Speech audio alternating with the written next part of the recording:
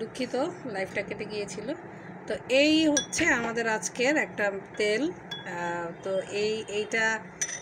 এই মিক্সচারটা, এই তেলটা যদি আপনাদের প্রয়োজন হয় আমাকে জানাবেন, আমি এইভাবে মিক্স করে আপনাদেরকে পাঠাবো এবং এর দাম মূল্য আমি আপনাদেরকে জানিয়ে দিব যে এটার প্রাইস কত পড়বে। কারণ বিভিন্ন রকমের তেল সংগ্রহ করা, সেটাকে সংরক্ষণ করা, এটাও কিন্তু একটা বিশাল ব্যাপার।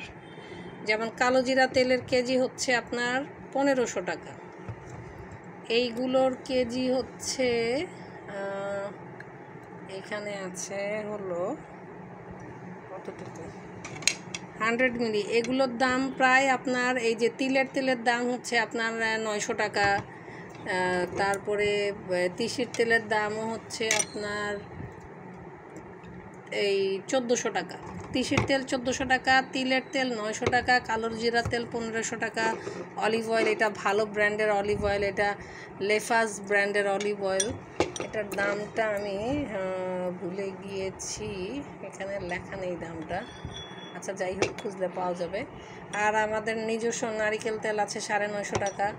আর এই যে বাদাম তেল, এইটা তো হচ্ছে কেনা বাদাম তেল, তো একদম পিওর যে বাদাম তেল, সেই বাদাম তেলটা হচ্ছে সেই বাদাম তেলের প্রাইস হচ্ছে আপনার 1200 টাকা।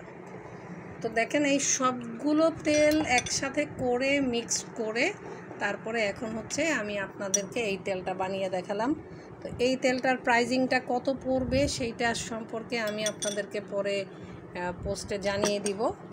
আপনাদের যদি এই রকম তেল মিক্সচার, এইরকম তেলের প্রয়োজন হয় আমাকে বলবেন, আমি ইনশাল্লাহ আপনাদেরকে পাঠিয়ে দিব।